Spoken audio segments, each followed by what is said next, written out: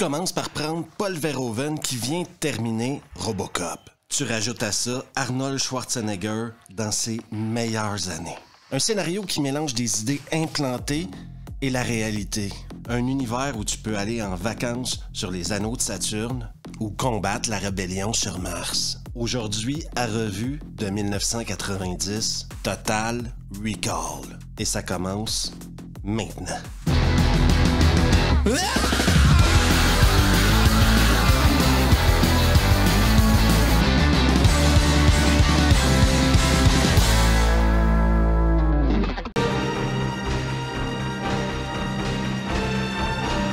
Le film commence en nous montrant Doug Quaid qui se réveille d'un cauchemar. Un cauchemar que certains pourraient dire représente la fin du film, mais j'embarquerai pas sur cette théorie-là. À côté de lui, sa femme, Sharon Stone, est inquiète. Oui, il arrête pas de rêver de Mars et il arrête pas de rêver d'une autre femme. Question de se remettre l'esprit au bon endroit, ils vont commencer la journée en salissant leurs draps. Dans la cuisine, on a le droit à un peu d'exposition sur Mars. Il y aurait une rébellion menée par Kuato qui cherche l'indépendance de Mars. Et exactement comme dans Robocop, le méchant principal du film, Cohagen, et c'est même le même méchant que dans Robocop, s'adresse aux médias. C'est que M. Kuato et ses terroristes propagent ces rumeurs pour saper la confiance dont jouit le gouvernement. Quand il part au boulot, Doug, tu vois qu'il rêve à autre chose que sa vie de merde, quoi. Quand il arrive dans le métro, eh bien, il y a une pub qui va l'inspirer. Vous avez toujours voulu escalader les montagnes de Mars. Alors poussez la porte de la société Recall. On est dans un film de science-fiction et on a maintenant le droit à la scène la plus irréaliste de tout le film. Deux mecs vont avoir une conversation avec des marteaux-piqueurs autour d'eux. T'as déjà entendu parler de Recall? Papa, un de mes amis a pris leur forfait spécial vacances. Il a failli se retrouver lobotomisé. Et peu importe les conseils de son pote, Doug décide quand même d'aller chez Recall. Ça ne me dit rien du tout, Saturne. J'ai dit Mars. Convaincu par le vendeur de Recall qu'il s'agit peut-être d'une très bonne idée et surtout excité par les options qui lui sont proposées, oui, il pourra être un agent secret sur Mars et tomber en amour avec une petite brune athlétique. Doug accepte de se faire implanter des vacances. Ou un agent secret. C'est combien, agent secret? Mince, athlétique, voluptueuse. Athlétique. Malheureusement, la procédure ne se passe pas comme prévu. On semble avoir accédé à des mémoires résiduelles. Il joue son rôle d'agent secret, quoi. Parce que l'implantation n'est pas encore faite. C'est la panique totale dans les bureaux de Recall. Et le chef décide de tout annuler. Effacez-lui la mémoire, mettez-moi ça dans un taxi et renvoyez-moi ça chez lui. Renata, fait disparaître tous les souvenirs qu'il a de nous ou de Recall. Eh ben c'est pas évident, c'est tout salopé à l'intérieur. Quand Doug arrive chez lui, son pote, oui, son propre ami, son collègue de travail, l'homme qui parle plus fort qu'un marteau-piqueur, l'avait averti de pas aller chez Recall. Dis-le-moi! T'as mangé le morceau, il a fallu que tu parles de Mars. Tu aurais dû m'écouter, je voulais t'éviter des emmerdes. Heureusement pour Doug, de vieux réflexes semblent prendre le dessus.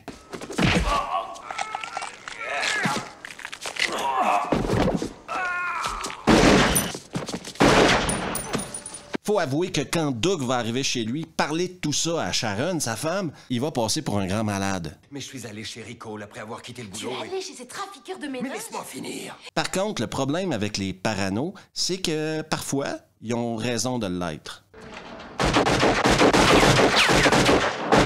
Et s'il y a une chose que j'ai appris à propos de Sharon Stone dans les années 80 et 90, c'est de ne jamais faire confiance à Sharon Stone dans un film. Laurie! La conspiration prend forme. Pas ta femme. Je te jure qu'il y a 6 semaines, je t'avais jamais vu. Ça a été implanté par l'agence. Michael Ironside, qui joue le sous-fifre de Cohagen et également le copain de Sharon Stone, se lance à la poursuite de Doug dans le métro. Et ça va nous donner une des scènes les plus violentes des années 90. Doug va prendre un mec pour se couvrir et tirer, et le mec, il va se faire déchirer au flingue. Une scène qui m'a marqué à l'époque et qui encore aujourd'hui me donne des sueurs froides.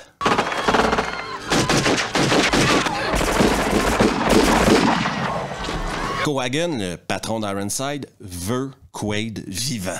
Et ça commence à faire chier Ironside, et pas qu'un peu. Il en sait trop, on ne peut pas le laisser se balader. J'exige qu'on me livre Quaid vivant pour réimplantation. Salut, toi. Savais-tu que 49% des gens qui regardent les vidéos de Revue ne sont pas abonnés à Revue? C'est quoi le problème? T'as peur de te casser un pouce? T'as pas envie de savoir quand mes nouvelles vidéos sortent? J'ai couché avec ta sœur en 98? Rends-toi service, abonne-toi juste ici, laisse un pouce bleu, active les notifs. Et on retourne à Total Recall. Quaid va se rendre à l'hôtel et il sera contacté par un inconnu. L'inconnu en question va lui dire qu'il a un GPS dans la tête. Inquiétez-vous pas, rien qu'une serviette mouillée ne pourra pas régler. Peu importe. Enroulez une serviette mouillée autour de votre tête, ça efface le signal. C'est la valise que vous m'avez donnée. Que je vous ai donné? L'inconnu lui a laissé une valise et encore une fois, Quaid se retrouve poursuivi par Michael Ironside. Sauf que ce coup-là, il y a un Johnny Taxi qui va apprendre à fermer sa gueule. Je ne connais pas cette adresse. Veuillez répéter, s'il vous plaît. Il va arriver dans un quartier industriel, rentrer dans un building abandonné et ouvrir la valise. Dans la valise, du pognon, des cartes d'identité, une montre holographique qui sera vachement utile plus tard dans le film, et un message. Un message de Hauser. Hauser, c'est Doug. Doug, c'est Hauser. Si les choses ont mal tourné, je me parle à moi-même et tu as une serviette mouillée autour de la tête. Il va devoir commencer par s'occuper du GPS qu'il y a dans la tête et c'est quand même une scène hyper bien faite, OK? À l'époque, on trouvait ça génial, quoi. Encore aujourd'hui, c'est génial, mais bon. Quand tu entends que ça craque, c'est que tu y es. Hauser veut redonner la mémoire à Quaid et la solution à tous leurs problèmes se trouve sur Mars. Donc, destination Mars.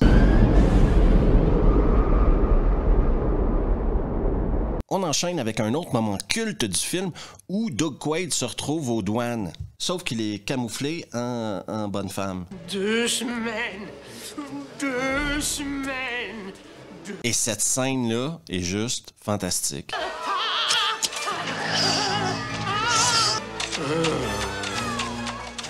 Tu la vois une fois, tu t'en souviens pour toujours. Le masque en question devient même une grenade. Attrape! Tu es prêt pour la surprise? Le truc avec Mars, c'est qu'il n'y a pas d'atmosphère, donc il y a un effet d'aspiration s'il y a une vitre qui pète. Et cet effet d'aspiration-là laisse peu de chance au mou des bras. Quaid arrive donc à un hôtel sur Mars et dans un box, il se serait laissé un message à lui-même.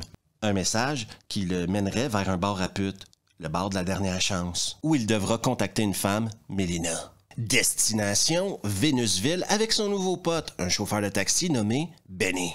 À partir d'ici, il vaut mieux continuer à pied. Je te montre le chemin. Il arrive au bar à putes et c'est le genre d'endroit où tu prends ta dose de pénicilline avant d'entrer. Le genre d'endroit où on te sert de la bière chaude dans un verre sale. Mais également le genre d'endroit où tu as accès à de la pute que t'as pas accès sur Terre, disons. On peut accuser Paul Verhoeven de beaucoup de choses, mais on peut pas accuser Paul Verhoeven de ne pas être créatif quand vient le temps de nous montrer du nibar. Une scène qui a marqué l'imaginaire de tous les ados qui l'ont vu à l'époque. Une femme, 3 seins. Merci, je vais attendre Mélina. Melina voit Doug arriver et ils vont monter ensemble dans une petite chambre privée. Melina, quel genre de femme c'est, vous vous demandez? Eh bien, c'est une femme qui, selon moi, passe rapidement de la haine à l'amour. Ce que j'appelle communément une crise de folle. T'es une vraie pourriture. Hauser, tu es vivant, Dieu merci. Doug lui raconte toute la situation dans laquelle il se retrouve. Eh oui, c'est compliqué à expliquer, mais d'un autre côté, dans l'univers dans lequel on est, c'est plus ou moins réaliste. Et pendant que Doug explique tout ça à Melina, eh ben Benny, lui, il profite de la situation au maximum. Mord les doigts de pas avoir 3 mains. Je trouve que tu t'en sors déjà pas mal avec 2. De retour à l'hôtel, Doug va recevoir la visite d'un employé de Recall. Cet employé-là va essayer de convaincre Doug, qui est toujours chez Recall, assis dans la chaise, qui souffrirait présentement d'une embolie schizophrénique. Et voici un des sujets les plus profonds du film. Parce que cette scène-là nous amène à nous poser la question à nous, en tant que spectateurs, est-ce qu'on est dans un rêve ou est-ce qu'on est dans la réalité? Je donnerai ma théorie à cette question-là à la fin de la vidéo. En attendant, le mec de Recall a quand même des arguments valables. Vous avez pris un forfait d'agent secret. Et que faites-vous de la fille? Brune, athlétique. Jusqu'à ce qu'une goutte de sueur le trahisse. C'est un symbole de votre désir de revenir à la réalité. Voilà. Ensuite, vous mettez la pilule dans la bouche. baston. Encore une fois trahi par Sharon, il sera poursuivi par les hommes de Ironside et capturé. Tu sais à quel point j'ai horreur de cette foutue planète! Heureusement pour lui, c'est Melina qui viendra à sa rescousse. Et heureusement pour nous, il y aura une baston entre Melina et Sharon Stone. Doug perd tout espoir dans sa femme et la tue. Tu vas pas me faire de mal? Nous sommes mariés. Considère ça comme un divorce. L'objectif maintenant de Melina est d'amener Doug rencontrer Kuato. Pour chasser à travers les rues sales et transversales de Mars, on aura le droit à une poursuite à couper le souffle. Ils vont retourner au bord de la dernière chance et utiliser un passage secret afin d'échapper à Ironside et ses hommes. Mais il faut comprendre que Michael Ironside vient de perdre sa meuf, qu'apparemment personne ne veut collaborer. Pour les habitués du bar, c'est une boucherie.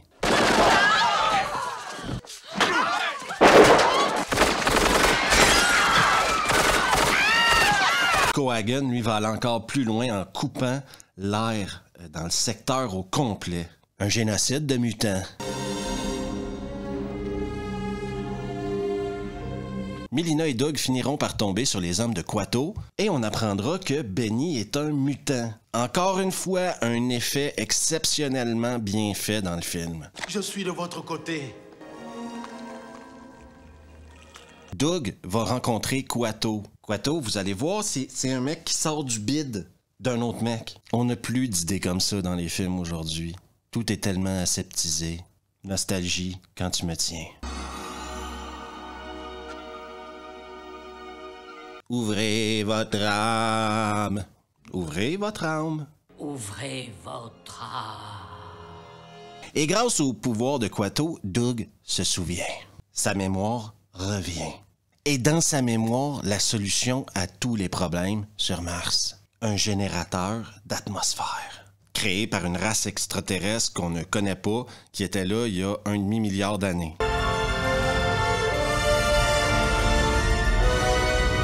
Pendant que Doug est en pleine séance avec Kuato, les forces de Cohagen, eux, vont attaquer les rebelles. Ils nous ont trouvés! Tout le monde dehors! Melina! Tirez-vous d'ici, vite! Mais pire encore, Doug fera face à une autre trahison. La trahison d'un ami, Benny. Kuato, de son dernier soupir, a une mission pour Doug. Actionnez le réacteur. On capture donc Doug et Melina et on les amène rencontrer Cohagen. On a le droit à une rencontre de titans entre Doug et Cohagen, où les révélations s'enchaînent. C'était monté de toutes pièces. C'est trop parfait. Parfait, mon œil. Je veux vous souligner toutes les trahisons qu'il y a eu dans ce film-là. Son pote au travail l'a trahi. Sa femme Sharon Stone l'a trahi. Benny l'a trahi. Et maintenant, il fait face à la trahison de son soi-même. Et merci du fond du cœur de ne pas t'être fait tuer. Et on se verra peut-être dans nos rêves, qui sait. On va maintenant tenter de remettre la mémoire de Hauser dans Doug. Sauf que Arnold, des années 90, c'était une bête différente. Une machine inarrêtable.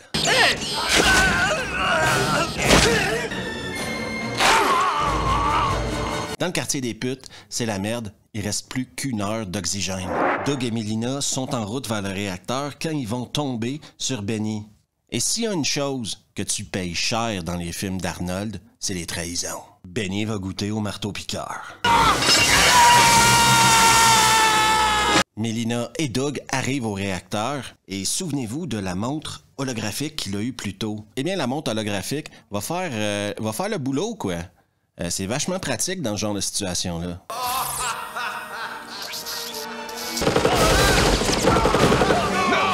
Mais un super boulot, hein? Pas de farce. Il aurait dû l'utiliser depuis le début du film. Croyez que je suis le vrai Quaid? Gagné.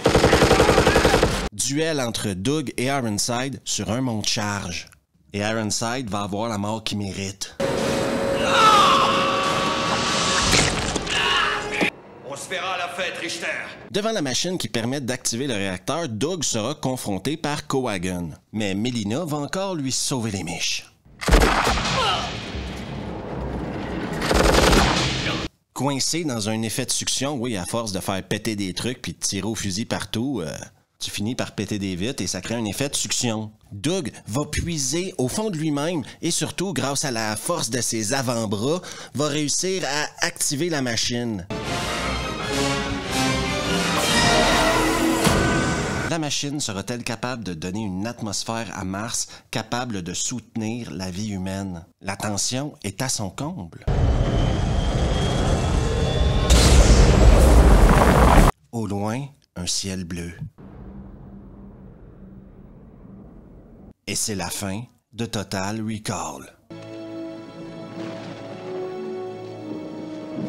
Avant de parler du film, je veux juste vous dire que la réalité se rapproche de plus en plus de la fiction. Elon Musk travaille présentement sur un Neuralink. J'imagine que c'est pas lui qui travaille là-dessus, mais qu'il y a des gens qui ont engagés qui, eux, travaillent là-dessus, mais bon. Et on n'a aucune idée réelle des applications de cette technologie-là sur le long terme. Mais on peut facilement imaginer que si on te met un truc dans le cerveau, ça sera pas juste pour regarder du porno. Donc, on y arrive au concept de recall. Peut-être pas dans 5 ans, peut-être pas dans 10 ans, mais on va y arriver. Le film maintenant, la question que tout le monde se pose, est-ce qu'il s'agit d'un rêve ou était-ce la réalité? Moi, je vais vous donner mon opinion, OK? Et dans les commentaires, je m'attends à ce que vous me donniez la vôtre aussi. Moi, je pense que c'est la réalité et c'est dû au montage du film. Si c'est un rêve et qu'à travers le film, on vit l'histoire de Doug Quaid, dans ce cas-là, on peut pas voir de scène où il n'y a pas Doug Quaid. Tu rêves pas à ce que les autres disent de toi. Tu rêves pas à Cohagen puis à Ironside qui ont une conversation. Si ça aurait été un rêve, en théorie, la seule vision des choses qu'on a, c'est la vision de Doug Quaid. Si, en tout cas, ma théorie, on voit plusieurs points de vue dans le film, donc c'est la réalité. C'est une théorie, je vais pas la défendre jusqu'à la mort non plus. Hein. Après 3 bières, je peux facilement changer d'idée. Le film en tant que tel est super bien exécuté. La réalisation de Paul Verhoeven est splendide. On voit qu'on a pris le temps sur plusieurs détails. Les maquillages des mutants sont géniaux. Les effets pratiques sont fantastiques. Encore une fois, la fille aux douanes avec Arnold dedans, le masque qui se défait. À l'époque, c'était magique. Oui, il y a quelques petits écrans verts à gauche ou à droite qui te font un peu grimacer maintenant, mais c'était plus ou moins ce qui se faisait de mieux à l'époque. Et Kuato, c'est une idée géniale. Le mutant qui sort du ventre d'un mec, c'est juste une idée géniale, je m'excuse. Paul Verhoeven, quand il a fait de la science-fiction, son souci du détail faisait toute la différence. Parce que dans un film de science-fiction, c'est parfois à travers les petits détails que tu vas accrocher à l'environnement. Et même le bar à pute te donne l'impression d'être dans un univers différent. Arnold Schwarzenegger voulait absolument ce rôle-là, le rôle de Doug Quaid. Il a tout fait pour l'avoir et il a fini par l'avoir, et non seulement ça, il est producteur du film également. Et ça se voit dans sa performance parce que c'est un des meilleurs rôles d'Arnold. C'est peut-être pas un de ses meilleurs films parce qu'il y a du lourd, là, Terminator, Commando, Predator, T2, mais dans sa manière de jouer le perso, dans l'implication que tu vois qu'il y a dans chaque scène, c'est probablement un de ses meilleurs rôles. Et comparativement à d'autres actionneurs de l'époque, Arnold avait une qualité très importante. Il savait s'entourer. Il savait travailler avec des mecs qui étaient les meilleurs de leur génération. Cameron, Verhoeven, etc., etc. Ce que d'autres actionneurs n'ont jamais compris et voulaient toujours être la star du projet. L'histoire est bien sûr basée sur une nouvelle de Philip K. Dick, et Paul Verhoeven et les scénaristes du film ont pris énormément de liberté avec l'histoire. Le remake de 2012 est beaucoup plus près de la nouvelle, mais c'est un moins bon film. Et à quelque part, moi je suis là pour juger les films. Le remake, il y a des effets CGI très bien, les acteurs sont OK, mais c'est moins bon que l'original avec Arnold, quoi. Oui, c'est beaucoup plus proche de la nouvelle. Oui, ça respecte le travail d'origine, mais c'est moins bon que le premier, quoi. Même que je vous dirais que c'est un remake totalement inutile, quoi. Le film est pas mauvais, hein, il se regarde, mais c'est inutile. Il y avait aucune raison de faire ce film-là. Le premier de Verhoeven est très, très bon. Total Recall, pour moi, c'est un film que je place dans mon top 10 des meilleurs films de science-fiction, je pense. Et selon la journée, il est peut-être dans mon top 5. Mais c'est un film qui aura jamais le même statut qu'un Predator ou qu'un Terminator, qu'un Aliens, parce que c'est un sujet beaucoup plus complexe qui demande une certaine réflexion. Oui, t'écoutes un film d'Arnold Schwarzenegger, mais il y a une réflexion à avoir quand t'as fini d'écouter ce film-là. Qu'est-ce que la mémoire?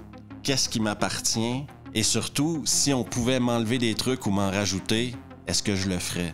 Et bien sûr que je vous conseille de l'écouter. Si vous ne l'avez pas vu, faut que vous le voyez au moins une fois dans votre vie. Merci à tout le monde d'avoir pris le temps d'écouter la vidéo. Si vous aimez le contenu, n'hésitez surtout pas à vous abonner juste ici, à laisser un pouce bleu, à activer les notifs, à partager la vidéo avec vos potes. Et on se revoit la prochaine fois.